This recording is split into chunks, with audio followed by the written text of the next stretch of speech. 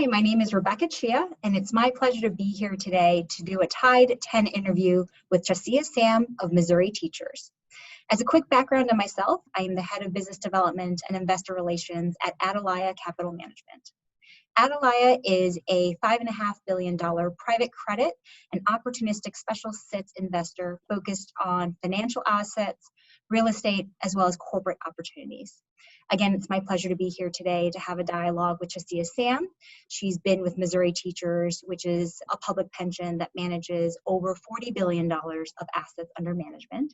She's been with them for around 14 years and currently co-manages the real estate as well as other real asset portfolio.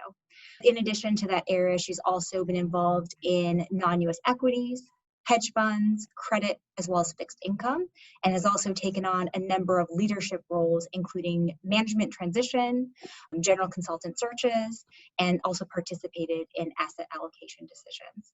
On top of all of that, as if it weren't enough, she is also a mom of 3 boys. So again, it's my pleasure to welcome Chhayhea Sam. Thank you so much for taking the time. Thank you.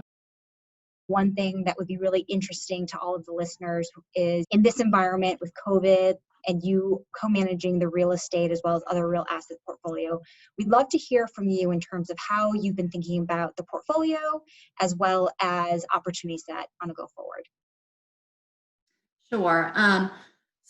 Yes, like Rebecca said, I help co-manage the real estate portfolio and other real assets. And so, when COVID hit in late March, we took a pause on all of our real estate investment activity to take a wait and see approach, just to see how things would flush out. And so fast forward a couple months later in May is when we started seeing signs of distress in both the public and private real estate markets, as well as the debt markets, especially in sectors like the hospitality, retail, and office space.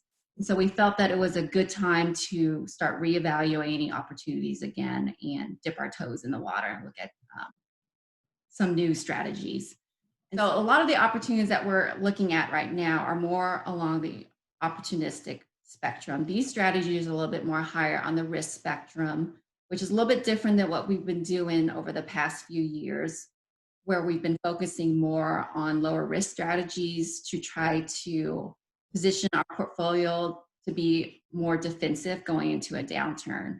And so over the last few months, we've pivoted our strategy to look at strategies more on the higher risk spectrum. And so some of these strategies are more US focused strategies in the opportunistic space. We're looking at managers who can be tactical, who are taking advantage of the current market conditions, who are willing to go out there and look at opportunities in both distressed debt as well as distressed private real estate, hard opportunities. Also exploring ways to play in the REIT market. As you know, the REIT market has sold off quite a bit since COVID hit. And then also we've looked at some infrastructure opportunities. Infrastructure plays a role in our real estate portfolio. It's a really good diversifier based on our experience.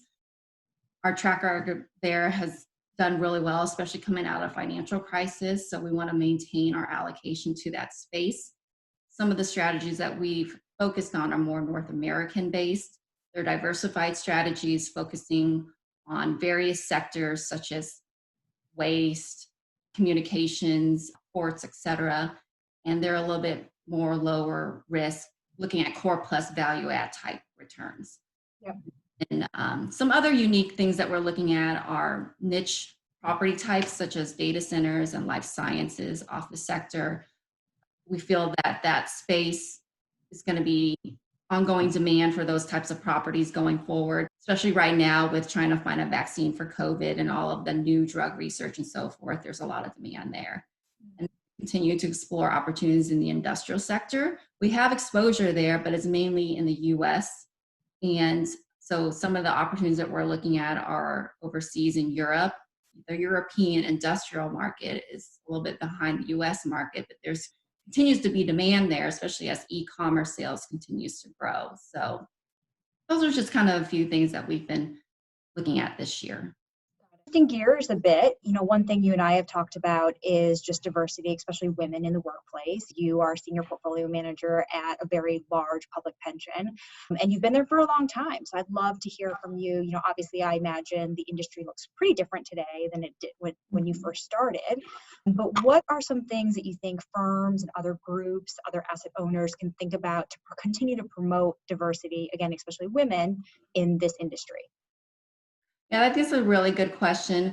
I think trying to encourage women to become more interested in our industry should start early on. Companies should be more encouraged to spend their time reaching out to the next generation. And what I mean by that are like high schoolers and young college women who are thinking about what they should do when they grow up. And so providing opportunities to educate these young women and giving them a little bit more knowledge and background on what the investments industry or financial industry looks like, I think is a really good way to encourage more women to become more interested in our industry. When I think about like young college women, what business schools can do is bring in successful business women into the classroom as guest speakers.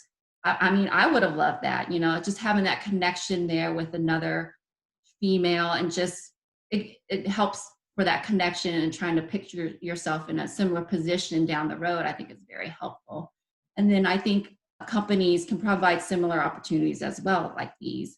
I know some companies out there are really good with bringing in motivational speakers and so forth, and trying to make a more conscious effort to bring in a woman speaker, I think would definitely help as well. And then when companies are trying to recruit, maybe reaching out from your traditional networks to have that connection and bringing in a more diverse talent pool than what you would normally have, I think is very helpful. And then also, you mentioned earlier being how the industry has looked a little bit differently. I think when I think about it, there's a lot of more stay-at-home moms now than there were when I first started. And I think a lot of it has to do with like the whole work-life balance issue. For companies to encourage stay-at-home moms to come back into the workforce, I feel that they need to take a lot of factors in consideration.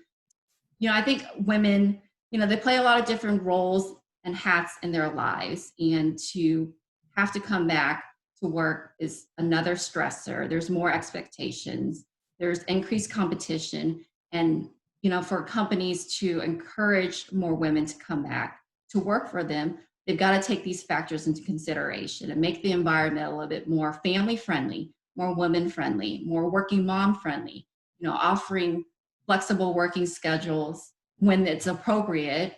I think it's helpful, like I'm a mom of 3 boys. I can't do everything in the typical 8 to 5 schedule. And I think when managers can understand that and offer that, I think that would be very helpful for women in general. And then also companies can offer like women only social events where they can connect with other women in the company, or even with peers locally in that area, would really help as well, just to have that connection both socially and professionally. I think it does a lot for women and would help promote morale and be really good for the company. I think women would appreciate their companies more when they know that their companies are really supportive of making it a more gender diverse working environment. Absolutely, I couldn't agree more. And I hear you completely again, also being a working mom. So thank you so much for sharing those thoughts. And I think it'll be interesting to see, obviously, with COVID and the pandemic. I think, we've been able to work from home, and I think it's pretty effective for a lot of people. So hopefully, you do see more flexibility, which promotes more women in the industry. So thank you again for sharing that. Again, shifting gears, you and I have had the pleasure of catching up a few times during the pandemic, but I'd love to hear from you sort of what else you've been doing to occupy your time. Obviously, it's been a very difficult time for many people, and so how have you found new hobbies or new things to find joy during pandemic times? With the pandemic, it's forced me to go out to nature more. I'm not a nature girl, so I've been going on walks more, taking hikes and so forth. And I think that's really done well for me. It's really good for my soul and just doing a lot more self-care Yep. and taking that time for myself, because there is a lot of life is different right now, and I have to take the time for myself, and I think that's been very helpful. And then also, one of my girlfriends introduced me to these Korean drama shows on Netflix, so I've been watching those, and that's kind of how I get my laughs in and kind of relax and stress, de-stress, and it helps me to live out of my normal reality, and it's it's kind of silly, but that's kind of my thing. It's like sometimes I'm sitting there binge watching them throughout the night. My husband thinks I'm crazy, but it makes me laugh, and it's good. It's good for me. So I have to say, you and I, again, we've caught up a couple times, and every time I hear you talk about it, it makes me laugh. So thank you for sharing that. Hopefully, some of the listeners also agree that it's great, and I think it's pretty funny as well. I can just picture you there reading the subtitles. So good. Thank you so much for taking the time. It was a pleasure to be able to speak with you and do this Tide 10 interview. Again, it's wonderful to see women like yourself in such senior roles. So thank you again for your time. Thank you.